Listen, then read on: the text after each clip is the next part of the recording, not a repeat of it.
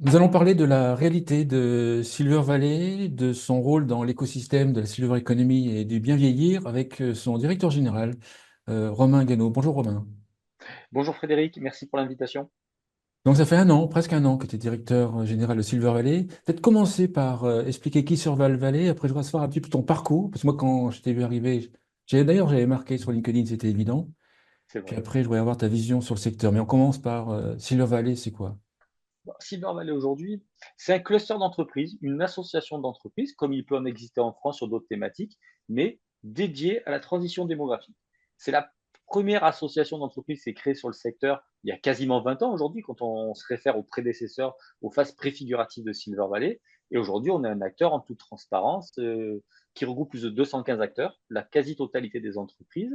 Ces acteurs sont basés pour moitié en Île-de-France, pour moitié sur le reste du territoire français, c'est extrêmement important. Et ces acteurs sont, pour moitié d'entre eux, des startups et pour moitié d'entre eux, des PME, des ETI, des groupes un peu plus gros, voire des groupes internationaux de la technologie comme Google et Samsung. Aujourd'hui, on brasse beaucoup plus large que l'idée reçue qui était celle de Silver Valley. L'idée historique était de dire le cluster de startups francilien. On a dépassé aujourd'hui ce cadre-là depuis déjà quelques années grâce à mes prédécesseurs. Des exemples d'actions, d'activités que vous avez. Alors j'imagine qu'en fait, quand on adhère, on est entre personnes du même, du même axe, de même réflexion, mais c'est plus que ça, Silver Valley. Oui, c'est bien plus. Alors, je vais commencer par les activités avant de dire, avant de rebondir sur ta phrase, on est un acteur du même monde, ce qui n'est pas du tout vrai aujourd'hui. L'offre de service de Silver Valley elle tient en 3 points. La première, c'est comprendre la société de la longévité. C'est-à-dire s'adresser à des personnes, nous, Silver Valley, dans un espace de travail collectif, qui connaissent les enjeux du secteur. On les connaît comment? Car nous sommes un centre de ressources, nous avons une expertise propre, tous chacun dans l'équipe, et nous avons aussi une communauté de seniors qu'on peut interroger ou mobiliser sur nos enjeux. Deuxième axe, qui est celui de tous les clusters, mais nous sommes un des seuls dédiés, c'est se rencontrer, favoriser, favoriser cette rencontre, favoriser les conditions d'une bonne rencontre au bon moment avec les bonnes personnes. Je le dis comme ça. Et aujourd'hui, c'est cette rencontre, par exemple, qui a permis d'initier les collaborations entre Samsung et Assistel, dont tu as parlé il y a Ouais. quelques émissions. Mm. Et enfin, le troisième axe, c'est réussir son projet entrepreneurial. Donc, nous accompagnons à titre individuel l'ensemble de nos adhérents qui le souhaitent sur différents programmes, être entrepreneur, les mercredis de l'entrepreneur, des speed expertise, des concept crash pour challenger leur projet entrepreneurial. Ce qui est intéressant, c'est cette dimension réussir le projet. Nous le faisons autant avec des startups qui viennent de se créer, voire vont se créer, ou des fois avec des grands groupes internationaux ou des comex de banques assureurs qui nous demandent de challenger leur stratégie. Je réagis ton deuxième point quand tu as dit entre acteurs du même monde, c'est de moins en moins Ah oui, vrai, d'ailleurs, c'était pas vrai. et tant mieux. J'ai hésité en disant la phrase. Et tant mieux. Alors, Oui. déjà, aujourd'hui, dans nos adhérents, nous avons à la fois des acteurs. Alors, je déteste le terme silver tech. Nous n'avons Ouais. pas que des acteurs de la tech. Nous avons des acteurs de la technologie, nous avons des acteurs du service. Nous avons autour de la table chez Silver Valley et qui nous rejoignent des fédérations, des syndicats professionnels du secteur du grand âge. Ça, c'est une petite nouveauté chez Silver Valley. Mais nous avons aussi de plus en plus d'acteurs qui ne sont pas des purs players de la silver economy, c'est-à-dire des acteurs, des grandes boîtes généralement, des acteurs plutôt généralistes qui se rendent compte qu'ils ont un enjeu ou affinitaire sur le marché des seniors ou un enjeu en termes de base de clients ou adressables ou existantes. Ils se rendent compte juste tout simplement que leurs clients vieillissent et qu'ils ont besoin un petit peu d'expertise sur le sujet. Et pour moi, enfin, de toute façon, tu l'as remarqué, je le sais, on en avait parlé, on ne parle plus de cluster de la silver economy, on parle de cluster de la transition démographique. Et entre guillemets, on fait sortir la transition démographique du seul giron silver Ouais, economy qui était trop, des fois trop perçu comme la seule dépendance des seniors. bien sûr. Par rapport à un cabinet de conseil en stratégie ou en marketing, comment ça se positionne? C'est concurrent? Vous allez jusqu'où? C'est complémentaire? Comment Ah, est-ce que tu vois? c'est intéressant, c'est intéressant comme question. Tu m'as dit que tu piquerais un peu, tu as bien fait. On n'est pas du tout un cabinet de conseil. Euh, alors comment je vais Bon, c'est t'expliquer aussi ça? un peu une question orientée de ma part, j'avoue. Non, non, mais, non, non, mais, non, mais, on l'a tout le temps, cette question-là, on me la pose. J'ai pas d'espace de travail collectif, on est une association d'entreprises. Déjà, d'un point de vue purement fiscal et statutaire, on fait très peu de prestations de services. C'est-à-dire, on peut en faire un petit peu d'un point de vue légal, mais ce n'est pas du tout la source de revenus principale de Silver Valley. Ça ne le sera pas. Ça ne le sera pas. C'est acté. Et on ne fait pas non plus de publicité sur du conseil qu'on peut apporter. Donc c'est important, on ne se met pas en concurrence. Mais c'est vrai qu'on peut apporter de l'expertise. Et c'est pour ça que moi je dis à nos adhérents, si vous venez nous voir que parce qu'on peut répondre à un de vos besoins particuliers, c'est pas le sens d'un cluster non plus. Il faut garder à l'esprit cette dimension collective, espace de travail collaboratif, espace de rencontre. Et c'est pour ça qu'on a autour de la table aujourd'hui des acteurs qui sont concurrents entre eux sur leur marché, mais qui sont quand même adhérents à Silver Valley. J'ai 3 ou 4 des plus gros téléassisteurs français, j'ai plusieurs banques assureurs, des sociétés d'adaptation du logement, on en a plusieurs. Ils ont bien compris aussi l'intérêt collectif qu'il y avait à travailler chez Silver Valley. Quand on parle le prix avec Silver Valley, quand on parle le prix d'innovation, le prix Silver Valley aujourd'hui, on parle des dispositifs aujourd'hui, le prix Innover sans tabou, le prix Silver Valley, des hackathons intergénérationnels. Aujourd'hui, ça, c'est pas du conseil qu'on apporte à des acteurs, c'est l'intelligence collective. Et ces acteurs-là qui sont concurrents dans la vie de tous les jours se retrouvent dans des jurys communs et participent avec nous avec des échanges. Donc oui, en tant que cluster, il y a une part d'accompagnement individuel. Et d'ailleurs, c'est le cas de tous les clusters en France, de la petite enfance à la carrosserie, à la mécanique, tous les clusters accompagnent individuellement leurs membres. Mais par contre, il y a cette dimension collective à laquelle on tient énormément. Et moi, j'insiste dessus. Sinon, on va avoir que des adhérents qui donneront la carte parce qu'ils auront une problématique, qui partiront. On ne veut pas du tout être pris comme un cabinet de conseil. Par contre, on ne va pas renier l'expertise qu'on a pour conseiller des boîtes sur leur marché. Parlons un peu de toi en fait. Quand j'ai vu le poste, comme quoi tu avais le poste le poste de LinkedIn, comme quoi tu avais le poste de directeur général de Silver Valley, j'ai dû marquer un truc qui me semble évident. C'est vrai que effectivement, puis Mais je crois que tu as mis quelque chose comme ça, un seul mot ou deux, mais c'était. voilà, ça me paraissait évident, puis ça paraît évident à tout le monde. Euh, Pourquoi est-ce que ça paraît évident en fait que tu sois directeur, ton parcours en fait? Alors, mais si tu veux, ça paraissait peut-être. Alors moi, j'étais assez surpris que ce soit une évidence pour tout le monde, parce que ça ne l'était pas pour moi. Et je le dis très franchement, mon parcours, moi, il est connu, c'est des études dans l'action sociale, les carrières sociales, le management public, la gestion urbaine, et assez tôt, une appétence pour l'économie sociale, qui ne s'appelait pas vraiment d'ailleurs économie sociale, et très vite une carrière dans l'action sociale d'une caisse de retraite. Alors, qui a fusionné avec une autre caisse de retraite. Donc, par la force des choses, et tant mieux, je suis devenu responsable des offres de services ou responsable autonomie de service de l'action sociale à G2R La Mondiale. Et j'ai eu la chance énorme, et je le dis, de passer 15 ans dans la protection sociale complémentaire, ce qui m'a permis d'en maîtriser les enjeux pour un système qui, pour moi, aujourd'hui, paraît évident, mais qui, de l'extérieur, est relativement opaque. Donc, c'est une plus-value. Pendant ces années, mes comme responsables respectifs, mais les directions respectives m'ont fait confiance pour animer ce que j'appelle l'écosystème de l'innovation de l'autonomie. Donc, il y a 15 ans, je rencontre Benjamin Zimmer qui avait le projet de création de Soliage. J'ai rencontré la plupart des gérontopoles au moment de leur création. J'ai participé au jury de la quasi-totalité des incubateurs en France. Et pas bon l'an mal an, mais plus ça allait, plus je me suis rendu compte que ce qui me faisait vibrer, c'était cette innovation, et aussi le fait de vouloir faire à la fois une innovation éthique, responsable, une innovation économiquement robuste.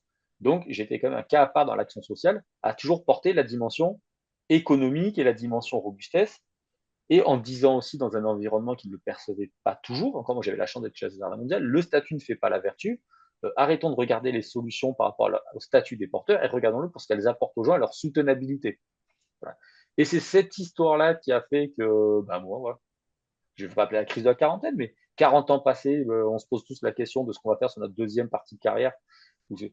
Et le poste, voilà, suite au décès de Feu, mon prédécesseur, mais surtout ami Nicolas, hein, le poste se libérait. Moi, j'avais envie de me dire, tiens, remets les mains dans la soupe, c'est une petite PME, c'est une petite entreprise Silver Valley, et le potentiel est tellement énorme. Eh ben, tentons le coup, le bureau, le conseil d'administration m'a fait confiance, et avec une feuille de route qui est relativement ambitieuse et une grande liberté. Et on sait qu'aujourd'hui, on a la capacité, on a le savoir-faire pour conserver notre poste de leader de cluster d'innovation sur la question démographique en France, mais aussi d'aller tester sur d'autres marchés et d'aller tester d'autres territoires. Voilà, j'ai la chance, et c'est arrivé plus vite que ce que je croyais, d'être sollicité par l'étranger sur ces sujets-là. Et donc, voilà. Le potentiel est fou. Et je le redis, la France a un savoir-faire sur la transition démographique. Alors, les autres pays ne nous ont pas attendus, mais on a un vrai savoir-faire et des vraies pépites.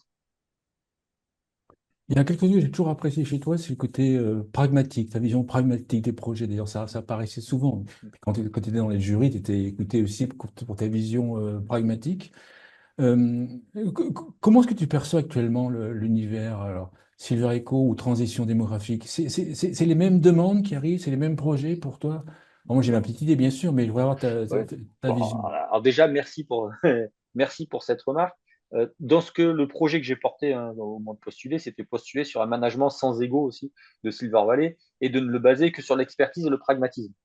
en disant on sera pas ce qu'on dit, on sera juste ce qu'on fait, et les projets, on les regardera pour ce qu'ils sont et comment ils sont portés. On va porter cette expertise-là partout.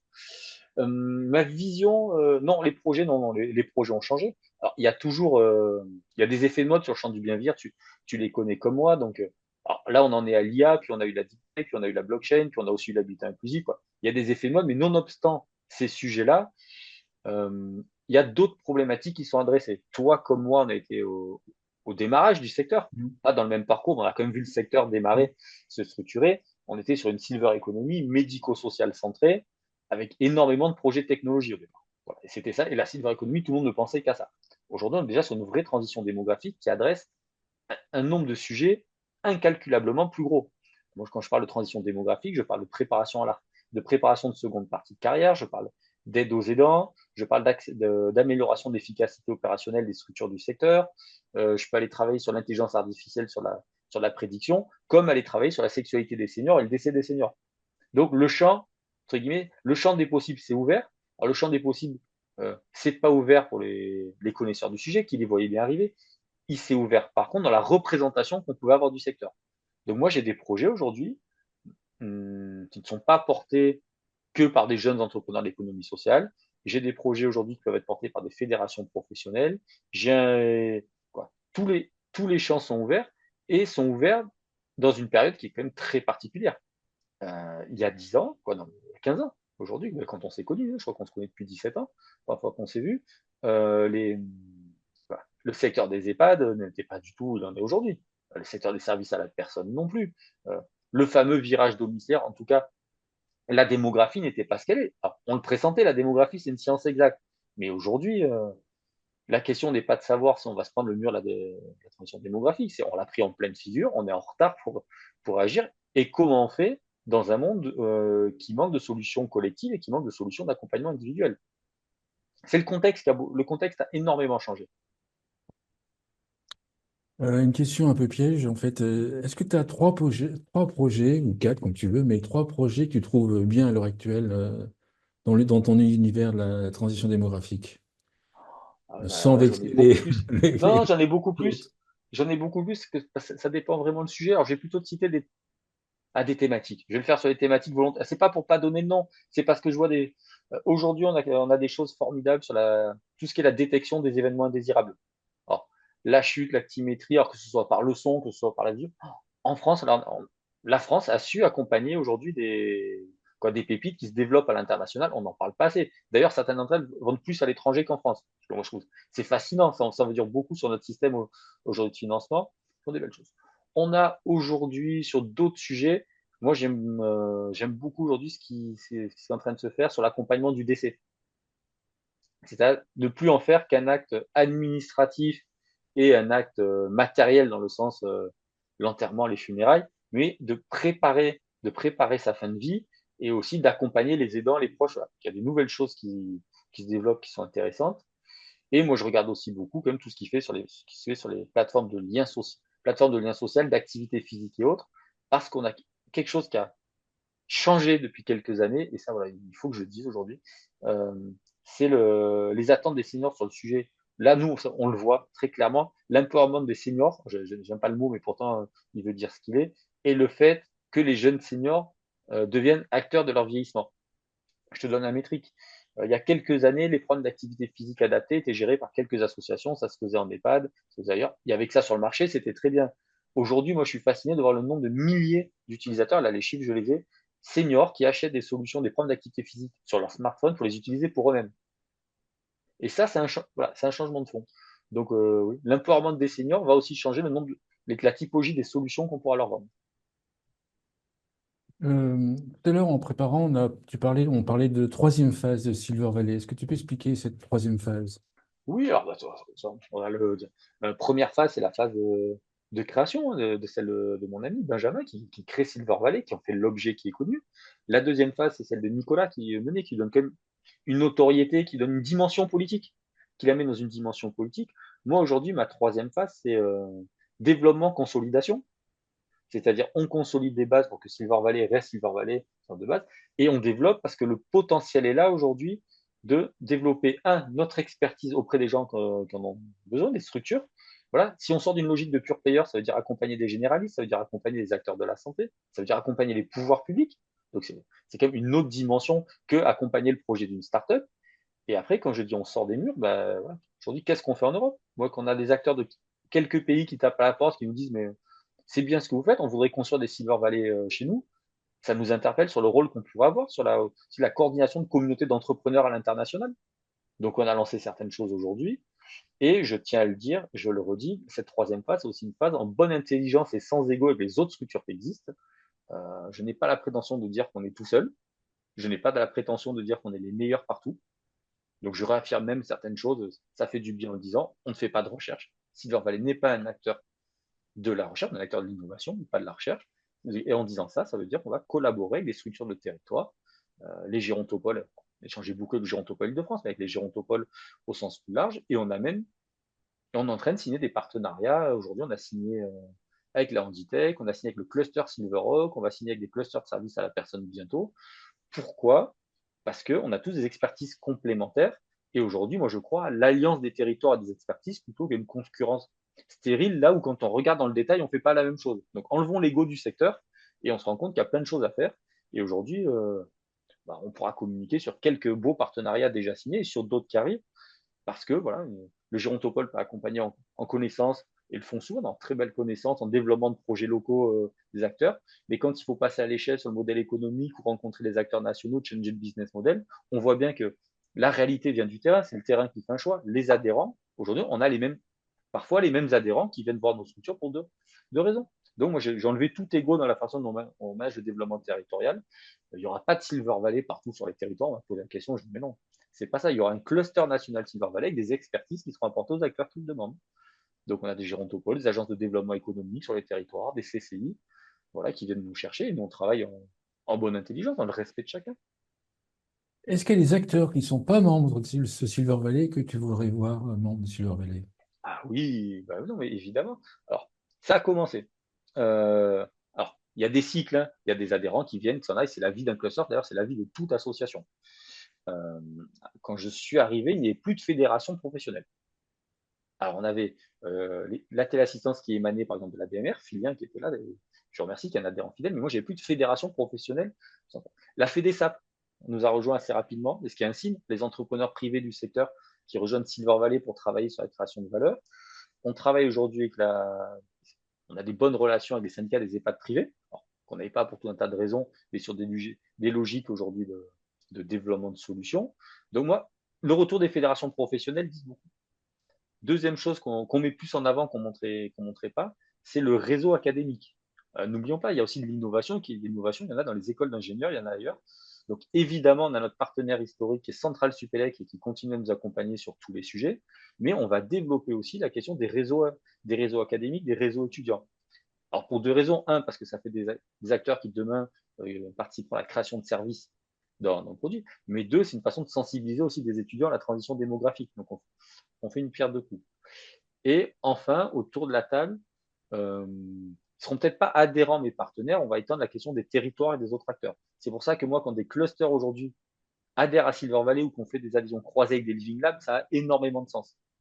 Ça ne change pas le modèle de Silver Valley, mais ça change la dynamique partenariale en disant on va travailler tous ensemble.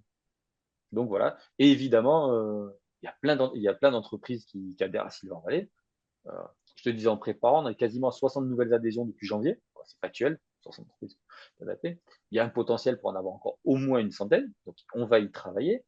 Mais surtout, il y a aussi d'autres acteurs à aller chercher, des acteurs généralistes qui n'ont pas encore identifié la transition démographique. Moi, aujourd'hui, on serait 3 ou 4 collaborateurs de plus. On pourrait faire que du développement, mais c'est pas ce qu'on veut faire. Moi, mon objet, c'est pas de devenir le plus gros, quoi. On l'est déjà, mais c'est pas grossir pour grossir, je vais le dire autrement. Mon objet, c'est se développer, mais pour accompagner le plus en plus de projets. Et c'est pas du tout pareil. Comment est-ce qu'on fait? Une question qui me vient. Comment est-ce qu'on fait lorsqu'on est aussi vaste sur le champ, enfin, sur le thème, la transition démographique, ça touche pratiquement tous les secteurs. Mhm. Comment est-ce que tu fais pour être aussi vaste et satisfaire, j'allais dire, chacun des membres qui peuvent avoir des attentes différentes? On travaille pas tout seul. C'est-à-dire Silver Valley, il y a l'équipe cœur, entre 6 et 9 personnes suivant les périodes, suivant les activités. Mais on a surtout un réseau de professionnels qui travaillent avec nous, qui ne sont pas forcément adhérents, ou d'experts qu'on connaît. Et donc, le sujet aujourd'hui qu'on a, c'est savoir dire je ne sais pas. C'est très compliqué dans l'accompagnement des entreprises. Et nous, on sait le dire avec Titan, il y a toujours on ne sait pas, mais savoir orienter vers les acteurs qui savent. Et c'est ça notre force aussi. Euh, oui, on a les entreprises qui adhèrent, mais on a aussi à peu près 4500 professionnels dans notre réseau sur certains sujets avec qui on peut faire des mises en relation ou autres. Alors, on ne peut pas être expert de tout. Donc, moi, je suis toujours très critique des accélérateurs qui disent, ou des dispositifs d'accompagnement qui disent on sait tout. Ben, quand on ne sait pas, on sait le dire, mais je vais le dire autrement, on sait suffisamment de choses pour que ça intéresse les acteurs.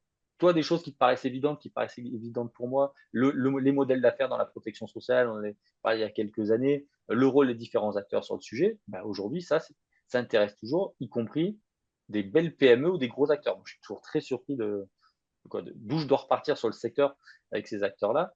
Donc, on ne peut pas satisfaire tout le monde. Il y a des gens qui ont dit, ceux qui viennent sur une logique, moi j'ai ce besoin-là, est-ce que tu le fais? Oui, non. On n'est pas prestataire de service non plus. Donc, si Ça, les gens viennent en me disant, mais moi j'ai besoin de 3 mises en relation qualifiées avec lui, et je ne participe à aucun événement et je ne veux rien faire, c'est pas ça le sens de l'adhésion, la dimension collective. Mais comme tu dis, le champ est justement, vaste et moi il y a des sujets que aujourd'hui j'avoue ne pas maîtriser. Donc, tiens, je vais t'en citer un. Euh, il y a des problématiques sur les modèles économiques de la santé qui sont quand même très différents des modèles économiques du marché des seniors classiques, sur lesquels nous sommes allés chercher de la compétence sur nos équivalents clusters santé, en disant, quand on ne sait pas, et quand on a eu cette discussion-là, le retour des clusters santé, voilà, on annoncera quelque chose dans les jours qui viennent là-dessus, a été, ben moi, nous, ça nous intéresse beaucoup parce que nous, ces acteurs-là nous interrogent sur le marché des seniors et on est incapable de leur répondre. Donc, échange de bons procédés, on va allier nos expertises. justement, quels sont les prochains événements de Silver Valley ou aux événements auxquels vous participez? Alors, auquel on participe, il y en a, participer évidemment quand je vais au salon Silver Economy Expo. Et pourquoi on y participe? C'est parce qu'on aura le plus gros espace d'exposition de startups et d'entreprises. Je crois qu'on en a emmené plus d'une vingtaine avec nous sur le salon. Mais on a l'événement phare de ce qui est My Silver Valley, la grande soirée du réseau qu'on organise le 11 décembre, qui sera chez Google, qui est un de nos partenaires, et sur lequel on va consacrer la plupart de notre énergie sur la partie networking, festivité. On va faire deux tables rondes très, très, très bon niveau, quoi. Une table ronde institutionnelle de très bon niveau et une table ronde d'entrepreneurs qui vont expliquer pas du tout ce qu'ils font, pas du tout leurs solutions, mais comment ils ont vécu certains passages clés de l'entrepreneuriat, l'hypercroissance, la levée de fonds et autres, du ressenti d'entrepreneur. On a un cluster d'entrepreneurs. Et enfin, on a la participation à tout un tas d'événements, ça n'arrête jamais. D'ailleurs, on est obligé de dire non en ce moment. Il y en a trop, il faut se concentrer. Alors, on partit par exemple aux journées la journée d'innovation en santé, quoi, le 3 décembre. Silver Valley sera présent parce qu'il sera acteur du programme. Voilà. Donc, et d'ailleurs, on a tellement de sollicitations qu'on se retire de certains événements sur lesquels on n'est pas acteur. Comme aujourd'hui, il faut consacrer notre temps à accompagner des projets. Donc, notre participation doit avoir du sens sur les événements. Une conclusion ou un point que tu veux rajouter, comme tu veux. Point que je veux rajouter, c'est que Silver Valley, c'est un espace collectif qui appartient à tous. Voilà, c'est une petite espace qui appartient à tous. Donc, je vais pas dire rejoignez-nous, mais je veux dire regardez ce qu'on fait et venez nous challenger pour ce qu'on fait. Moi, aujourd'hui, je travaille beaucoup sur l'input de nos membres, c'est-à-dire quand un membre s'inscrit à une action et ne vient pas, je le contacte pour savoir pourquoi il n'est pas venu. Est-ce que c'était juste ou est-ce que c'était l'offre de service? Mon message, c'est l'offre de service n'est pas figée. Elle a évolué, mes prédécesseurs l'ont fait évoluer. On va faire évoluer, par exemple, assez rapidement notre club grand compte. Ça a été créé il y a quelques années et aujourd'hui, on a 40 entreprises qui font plus d'1 million d'euros de chiffre d'affaires. Elles ont besoin d'une animation particulière. Je vais faire évoluer l'offre de service sur l'accompagnement à l'étranger, sur les programmes européens. Donc, mon sujet, c'est évidemment rejoignez-nous, mais surtout challengez-nous. Dis-nous de quoi vous avez besoin, parce que je pense que les besoins des entreprises vont aussi évoluer sur le secteur des entrepreneurs. Et nous, on doit faire évoluer notre offre. Moi, j'ai eu des questions très pertinentes d'acteurs qui sont venus me voir sur des questions est-ce que mon pack d'associés était bien rédigé? J'ai une problématique RH. Voilà, on a Ah fait ouais, évoluer les choses. c'est précis, ouais. Eh ben oui, mais c'est aussi le rôle d'un cluster d'accompagner ces acteurs comme ça. Et par exemple, on a fait un partenariat avec Make Sense sur l'emploi. Tout le monde venait nous dire, bon, on a des problématiques de recrutement. On a créé un espace avec Make Sense du bien vieillir sur des offres validées par Silver Valley, un espace partenaire avec Silver Valley, qu'on a utilisé pour nous-mêmes pour un recrutement qui arrive. Et je dois dire qu'on n'a jamais eu autant de candidatures et surtout de candidatures de qualité. Donc c'est aussi ça, trouver des solutions, de nouvelles solutions, peut-être en partenariat avec d'autres pour répondre aux enjeux des entrepreneurs. Merci, merci Romain. Romain Gano, Ben, je rappelle merci que à tu es toi. directeur général de Silver Valley. Merci beaucoup. Merci.